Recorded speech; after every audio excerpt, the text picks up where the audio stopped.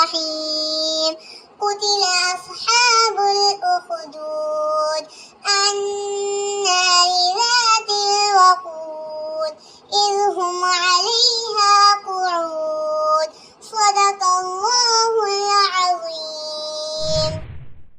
ایک بادشاہ تھا، اس کا ایک جادوگر مددگار تھا۔ وہ اپنے کاموں کے سلسلے میں اس جادوگر کی خدمات حاصل کرتا۔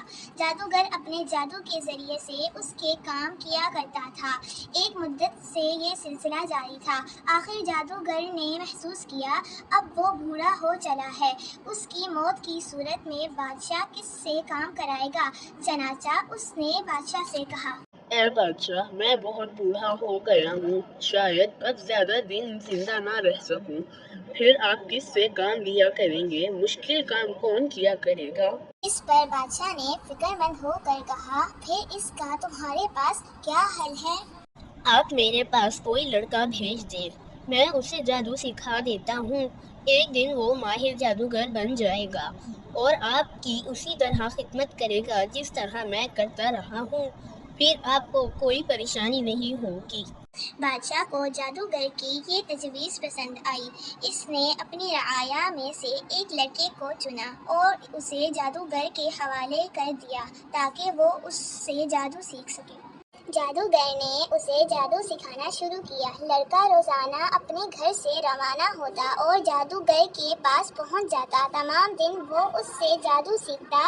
ایک روز وہ صبح اپنے گھر سے نکلا اور جادوگر کے ٹھکانے کی طرف روانہ ہوا۔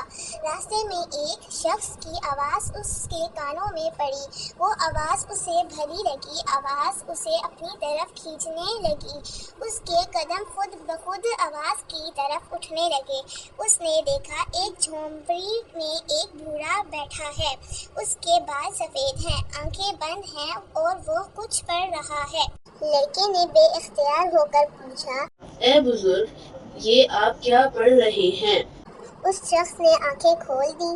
لڑکے کو دیکھ کر وہ چونک اٹھا، سوچنے لگا یہ یہاں کیسے پہنچ گیا۔ پھر کچھ سوچتے ہوئے بولا، میں اللہ کا کلام پڑھ رہا ہوں، میں راہب ہوں۔ راہب؟ یہ راہب کون ہوتے ہیں اور اللہ کے کلام سے کیا مراد ہے؟ میں اللہ کی عبادت کرتا ہوں، مسلمان ہوں، سیدنا عیسیٰ علیہ السلام کی نبوت پر ایمان رکھتا ہوں۔ سیدنا عیسیٰ علیہ السلام اللہ کے رسول تھے، ان پر اللہ کا کلام اتارا تھا اور میں اس کلام کی تعلیم لوگوں کو دیتا ہوں۔ یہ سن کر لڑکے نے کہا، مجھے یہ کلام بہت اچھا لگا ہے، کیا میں ہر روز کچھ دیر کے لیے آ جایا کروں؟ آپ مجھے یہ کلام سنا دیا کریں گے؟ ہاں، کیوں نہیں، میرا تو کام ہی یہی ہے۔ راہب نے خوش ہو کر کہا۔ اب ایسا ہوا کہ لڑکا جادوگر کی طرف روانہ ہوتا تو راستے میں کچھ دیر کے لیے راہب کے پاس بیٹھ جاتا، اس کی باتیں سنتا، پھر جادوگر کے پاس جاتا، واپس لوٹتا تو گھر جانے سے پہلے پھر کچھ دیر کے لیے راہب کے پاس رک جاتا۔ اس دوران جادوگر نے محسوس کر لیا کہ لڑکا اب دیر سے آنے لگا ہے، اس کا ذہن بھی جادو کی تعلیم کی طرف متوجہ نہیں رہتا۔ اس نے لڑکے کو مارنا پیٹنا شروع کیا۔ لڑکے نے مار پیٹ کا ذکر راہب سے کیا۔ راہب نے کہا، جادوگر، اگر تمہیں دیر سے آنے کی وجہ سے مارے پیٹے تو کہہ دیا کرو گھر والوں نے روک لیا تھا، اگر گھر والے مارے تو کہہ دیا کرو جادوگر نے روک لیا تھا۔ لڑکے نے اس ترکیب پر عمل کیا اور اس کی مار پیٹ سے جان چھوٹ گئی۔ ایک روز اسے ایک جانور دکھائی دیا۔ جانور بہت بڑا تھا اور اس نے لوگوں کا راستہ روک رکھا تھا۔ لوگ اس جانور سے ڈرتے تھے اور ان کے لیے راستہ بند ہو گیا تھا۔ ادھر وہ لڑکا کشمکش میں تھا، جادوگر کی تعلیم اور تھی، راہب کی اور۔ راہب سے اسے اللہ تعالیٰ کے راستے کی تعلیم دیتا تھا، جادوگر شیطان کا راستہ دکھاتا تھا۔ لڑکا گویا چکی کے دو پارٹوں کے درمیان آ گیا تھا۔ اس نے ایک پتھر اٹھایا اور پکارا، اے اللہ، آج میں پوچھنا چاہتا ہوں، جاننا چاہتا ہوں، جادوگر درست راستے پر ہے یا راہب؟ اگر راہب درست ہے تو میں یہ پتھر اس جانور کو مارتا ہوں تو اس جانور کو ہلاک کر دے تاکہ میں جان لوں راہب ٹھیک ہے۔ اگر جانور نہ مرا تو میں سمجھ لوں گا کہ جادوگر درست ہے۔ یہ کہہ کر اس نے جانور کو پتھر کھینچ مارا۔ جانور پتھر لگتے ہی مر گیا۔ جانور کے مرنے پر رکا ہوا راستہ کھل گیا۔ لوگ اس راستے پر چلنے لگے۔ لڑکا راہب کے پاس آیا اور بولا، میں نے ایک کام کیا ہے۔ راستے میں جو بڑا جانور تھا اس نے لوگوں کا راستہ روک رکھا تھا۔ میں نے ایک پتھر ہاتھ میں لیا اور اللہ سے درخواست کی، الہی میں جاننا چاہتا ہوں جادوگر اور آپ میں سے کون درست راستے پر ہے۔ اگر آپ درست راستے پر ہیں تو اس پتھر کے لگتے ہی یہ جانور مر جائے گا۔ چنانچہ میں نے پتھر اس جانور کو مارا، وہ مر گیا۔ لوگوں کا راستہ کھل گیا اور مجھے یہ معلوم ہو گیا کہ آپ درست راستے پر ہیں۔ اب میرے لیے کیا ہدایت ہے؟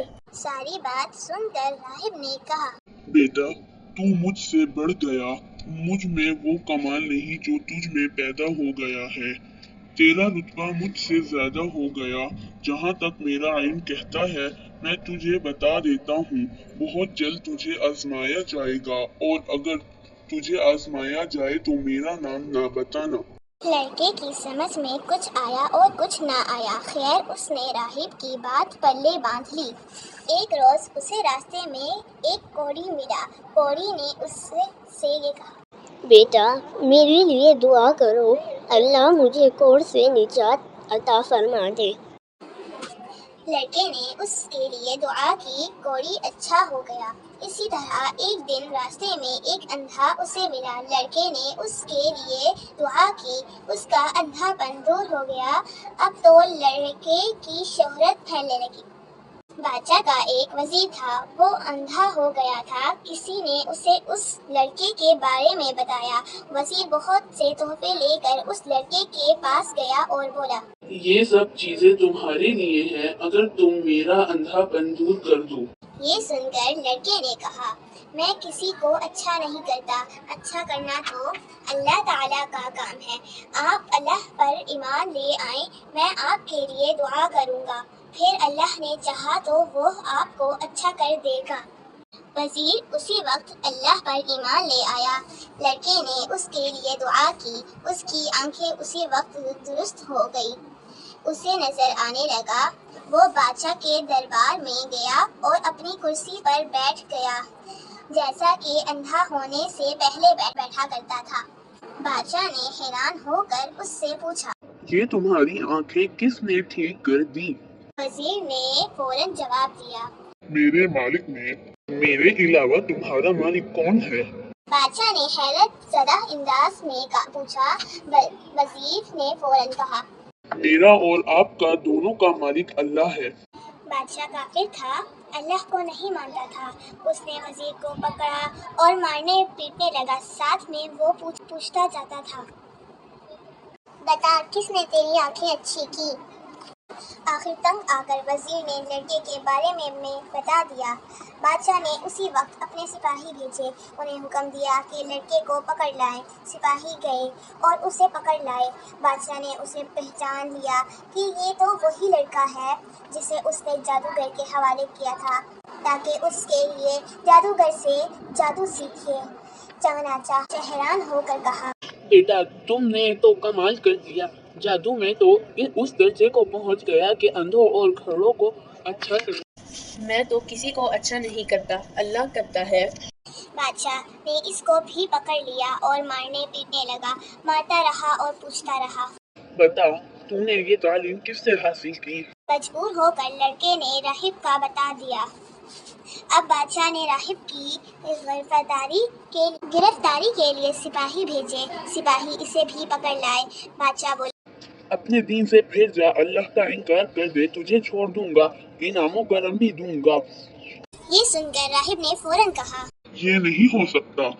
مان جاؤ میری بات، ورنہ تمہارے ساتھ اچھا نہیں ہوگا، میں تمہارے 2 ٹکڑے کروا دوں گا۔ بادشاہ نے اسے دھمکی دی۔ راہب نے پھر انکار کیا اور کہا، یہ نہیں ہو سکتا۔ اب بادشاہ نے سپاہیوں کو حکم دیا، آرا لاؤ۔